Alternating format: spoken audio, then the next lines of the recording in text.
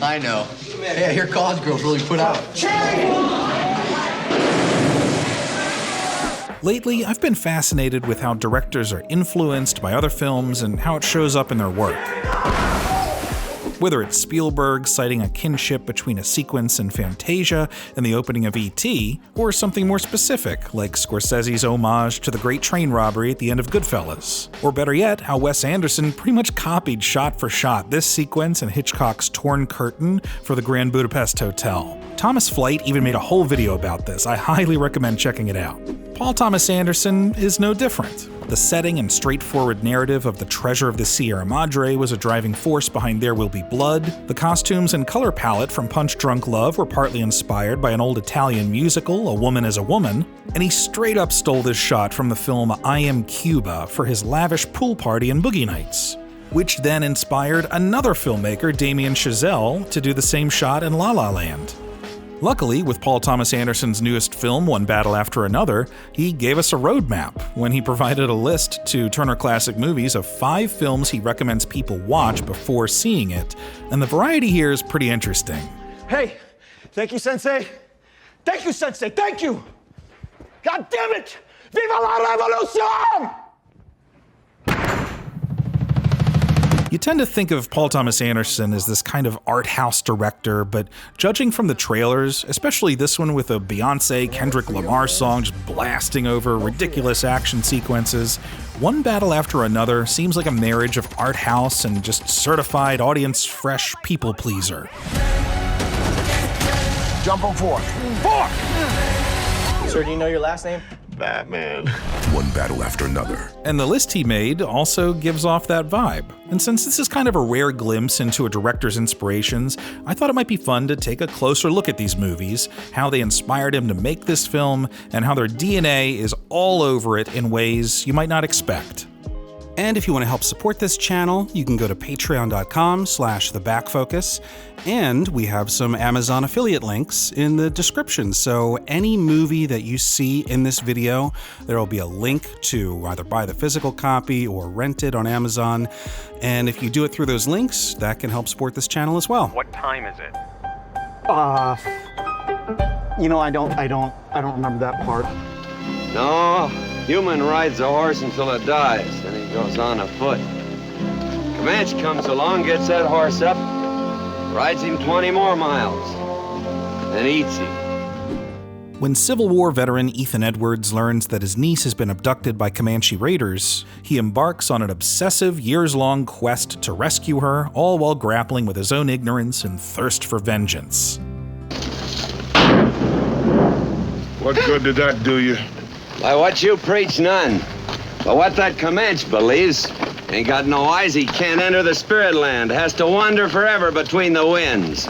The Searchers is widely considered to be one of the best westerns ever made, and its DNA is just everywhere in film history. Spielberg says that he watches it religiously right before directing a new film. George Lucas mirrored a whole scene from it for the first Star Wars and segments in Episode 2 Attack of the Clones.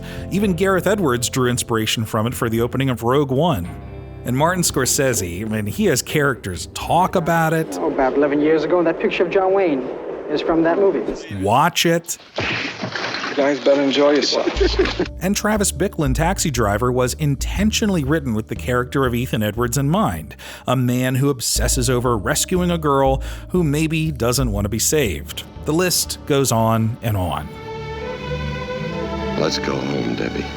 As far as One Battle After Another, there's some plot similarities. We have a guy with a questionable past going on a mission to save a kidnapped relative, and he struggles to reconcile his older revolutionary ideals with parental duty. And you look so lost. What are you gonna do about this baby? But a more obvious homage would be the cinematography. So John Ford chose to shoot The Searchers in something called VistaVision, a process that runs film stock horizontally through the camera instead of vertically, giving it finer grain and sharper resolution, which was perfect for properly capturing the scope of Monument Valley. For One Battle After Another, Anderson chose to film parts of it in VistaVision. VistaVision was a format that was invented to try to figure out how to use more of a larger portion of the 35mm camera negative. So in other words, bigger is better. Considering some of it takes place in the desert, it seems pretty appropriate to emphasize a protagonist trekking across a mythic landscape to save someone he loves. So yeah, if you haven't seen it, I would check this out, because narratively, it's a rare early example of a flawed protagonist in a major film. What do you want me to do? Draw you a picture? Spell it out? Don't ever ask me. Long as you live, don't ever ask me more. And I'd also recommend it just for the viewing experience alone. It's one of those classics that will genuinely shock you when you see how spectacular it looks for its time. Even if you don't like Westerns, I highly recommend The Searchers, especially in a theater. Go, Martin, please! Stand aside, Martin. Aujourd'hui, la situation est devenue plus tendue. Malgré la pression des milieux colonialistes les plus intransigeants, il paraît que le gouvernement ait donné des ordres sévères de n'utiliser les armes qu'en dernière extrémité. Cited as one of the most influential political films of all time, The Battle of Algiers was so convincing in its portrayal of a guerrilla war between rebels and French colonial forces in the 50s that a title card was included at the beginning to reassure audiences that none of it was real. William Friedkin studied it before making The French Connection, another film on this list, oddly enough. Steven Soderbergh mimicked the verite look and style for his Che Guevara biopic, Che, and Christopher Nolan lifted the chaos and fear of an uprising for segments of The Dark Knight Rises. With One Battle After Another, the parallels are obvious, right? You got DiCaprio's character, he's a former revolutionary, there's a definite power versus the resistance arc, and like the Battle of Algiers, you're getting an inside look at the operations of an insurgent organization. اسمعوا لي مليح، هاد البومبات عندهم وقت قصير، يلزم لهم يتعمروا برا على القصبة في درج لا بيشري، طال برا يستنى فيكم. And although One Battle After Another is clearly not made to resemble a documentary at times or imitate newsreel footage like the Battle of Algiers did, There's World War III out there! there are some handheld shots here and there that help make things feel a little more raw, and judging from the similarities, it's now impossible for me not to see the Battle of Algiers all over this movie. S'il de les appeler des drapeaux, ce sont des lambeaux de drap, des chemises déchirées, des chiffons. Mais ce sont tout de même des drapeaux. As far as personally recommending this, I mean, it's not entertaining. It's a very visceral, disturbing portrayal of political turmoil. But if you're a dedicated film or history buff, there's plenty of material here for you.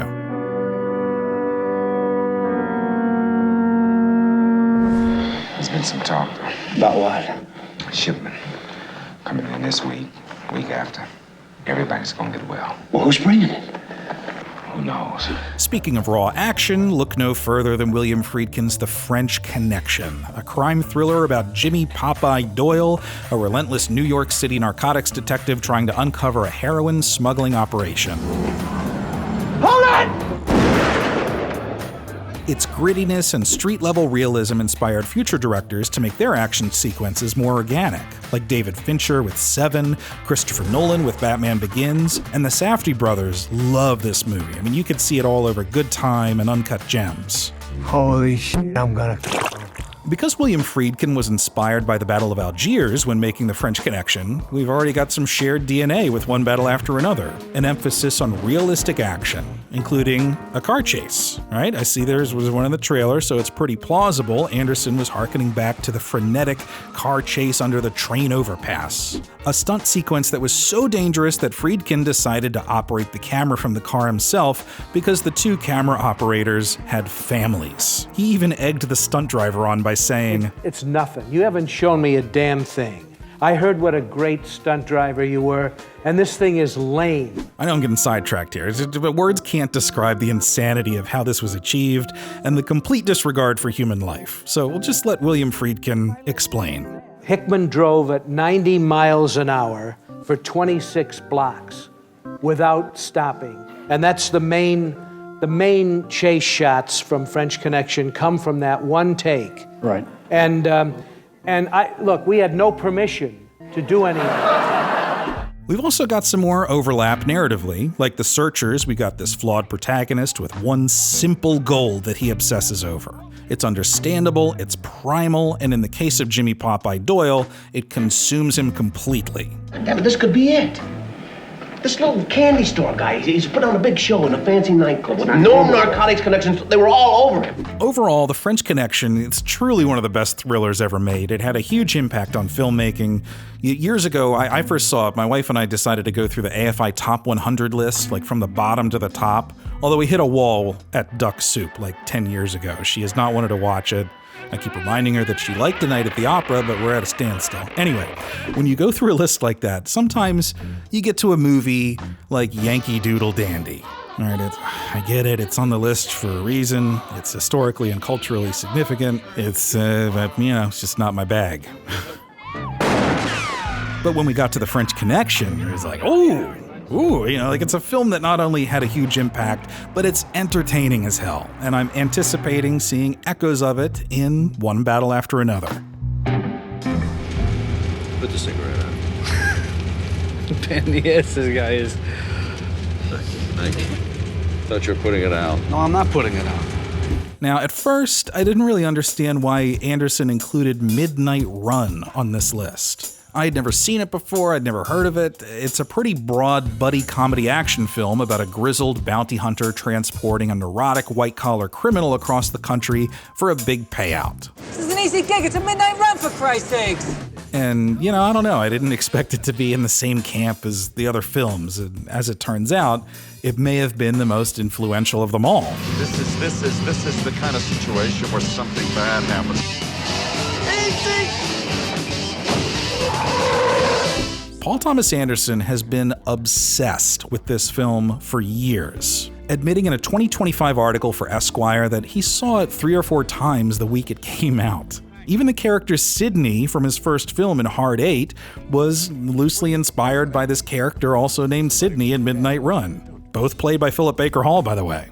I heard somebody picked up Mardukas in New York. It's old news, Sidney. I'm already on it. I don't have to tell you what'll happen if he becomes a government witness. I can assure you that will not be the case. But what does this movie have to do with one battle after another? You guys are the dumbest bounty hunters I've ever seen! The most likely explanation is that Midnight Run was able to effortlessly fuse genres. In the same article, Paul says, quote, "I've been dreaming of trying to make a film as fun as Midnight Run since I first saw it. It's the high watermark of a great film for a broad audience. Usually we shove an action movie into a section of the room that disallows us from taking it too seriously. There are exceptions like Mad Max, but for the most part, we don't let our action films cross with our more dramatic stories, as if you can't have good acting and someone driving a car or shooting a gun. But Midnight Run is the total package." Well, I'm sorry that my fugitive timetable doesn't coincide with your social calendar. I don't think she was saying Listen, that. stay out of this, John. All right. So although it may seem kind of out of left field, Midnight Run it seems like a tonal and structural touchstone for one battle after another. A tense yet sometimes funny character-driven road thriller involving people forced together under pursuit. I love Paul Thomas Anderson, but you have to objectively admit that most of his filmography doesn't necessarily have the feel of like big popcorn blockbusters. So it's possible that One Battle After Another is his attempt at something like that. 93 bottles of beer on the wall. FBI officials in Miami said that despite the presence of their 2 children, the Pope should be considered as possibly armed and dangerous. In further local news, the town... The last film on this list is a gem I particularly liked, a little drama from 1988 called Running on Empty. Annie and Arthur Pope have been eluding authorities since 1971 after bombing a factory that produced napalm to be used in the Vietnam War. They may or may not fully realize the negative impacts this kind of lifestyle is having on their kids. Most notably their teenage son Danny, who's growing increasingly frustrated with moving constantly. Well, it's terrific not recognizing yourself when you look in the mirror. It's wonderful having a new name every 6 months. The parallels to One Battle After Another are immediately clear and cover some narrative overlaps that the other films on this list don't. Each film involves a couple whose past extremism has caught up to them, and now their kids are feeling the ripple effects. The sins of the fathers. That was like a running motif in Magnolia. I wonder if there was a little inspiration osmosis there. And the book says we may be through with the past, but the past is not through with us. The sins of the father laid upon the children, as Martian Venice, borrowed from X's 25. But the major difference is that in One Battle After Another, that's told from the perspective of a parent, and Running on Empty is told from the point of view of their eldest son, Danny, and how much he yearns to have his own life and realize his dreams. I'm not letting him go because it's not safe. He doesn't have to be on display for the entire community of Waterford. One thing I really liked about it, and something that resonated with me personally, was how becoming a parent changes your whole outlook on life. This couple may have been hardcore activists putting themselves and others in danger for their beliefs years ago, but as their kids got older, their priorities shifted. No matter who you are, that's just what happens. There's a great scene where one of their former activist friends shows up to recruit them for a bank robbery in the name of the cause, and he's a guy who just never stopped fighting. It was over as soon as the war ended. No, the war didn't end, Annie. The war ain't ever gonna end. And as passionate as the father still is about his politics, he's not about to put his family in danger. You can stay the night. But when I get back, I don't want to see these things within 10 miles of my kids. It's just a great, deep, primal exploration of what really matters when your back is to the wall. And I imagine that this is kind of what is at the heart of One Battle After Another. When you become a parent, nothing else matters. What's up? What's up, homie? It's me again, Bob Ferguson. I don't know if you remember, but we spoke earlier on the phone. I think we had a little misunderstanding. I think we got off on the wrong foot. I was trying to get the rendezvous point for my daughter, right. Willa. If you can't answer what time is it, I cannot give you the rendezvous point. This is a key tenet of the rebellion. I'm surprised you can't name it. I don't know if you... I've been a fan of Paul Thomas Anderson for as long as I can remember, and I would have seen this film regardless of what it was inspired by. Normally, I probably wouldn't have even cared. But watching these films not only got me more excited to see One Battle After Another, it also deepened my appreciation for his work in general. Like, I kind of see where he's coming from. Based on the list alone, he's got such an eclectic taste in movies. Like, I keep having to remind myself that the man who made There Will Be Blood and The Master was the same guy who was such an avid Adam Sandler film connoisseur that he wrote an entire movie for Sandler. He talks about Big Daddy the same way Spielberg might talk about the best years of our lives or something. You know, I think Big Daddy was a little bit more polished. It sort of seemed a little bit more able to kind of be sincere and the crazy fucking dirty that Sandler likes to do, and he sort of got the mix really right. He just looks like a goofball in Happy Gilmore, but in Big Daddy you start to see like there's actually kind of a handsome guy in there. His obsessive nature it's just so infectious, and I love that it's not restricted to cinema, you know, like it's not just one thing. He's just my favorite little film nerd, and God, just keep making stuff, please.